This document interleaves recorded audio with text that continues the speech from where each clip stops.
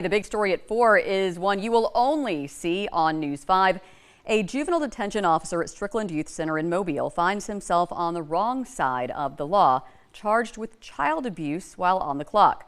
43-year-old Jared Easley is now out of a job, accused of punching a boy in his care in January.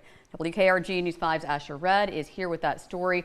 And Asher, you have been digging into the accusations and found out this is not Easley's first arrest. Yeah, and he's got an arrest history that goes beyond when he became a detention officer in Strickland in October of 2023, leading us to investigate, should his background have raised a red flag? A man with a rap sheet in a position of power. Jared Easley was a detention officer on January the 2nd at the Strickland Youth Center in Mobile when court documents say he pushed a 17-year-old boy against a wall and punched him in the head and the face. This is an unfortunate incident, but we dealt with it as swiftly as we possibly could to make sure we hold the responsible party accountable. The center's deputy administrator, Lawrence Batiste, says Easley was placed on administrative leave as the Mobile Police Department conducted a criminal investigation of his alleged actions. We saw a problem.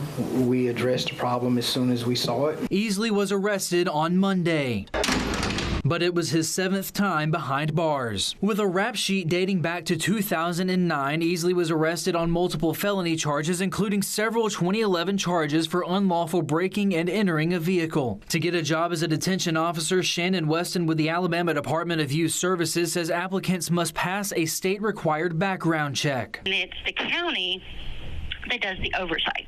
So they would be the one to do the background checks and clear them for interview for the detention center. We did look at those things. We always look at those things before making a decision whether we're going to hire somebody or not. Batiste was aware of Easley's previous arrests when he was hired in October of 2023. It's not the arrest that counts, it's the conviction. But Easley would plead to misdemeanor charges. We certainly try to do our due diligence and make sure that the people that we bring in here are qualified people. Easley has been fired from his position at the Strickland Youth Center. Even though some of these kids have committed offenses, their parents want to know that they are okay.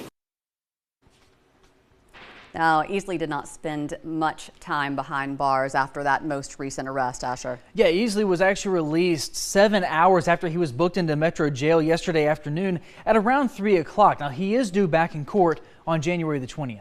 All right. Thanks, Asher.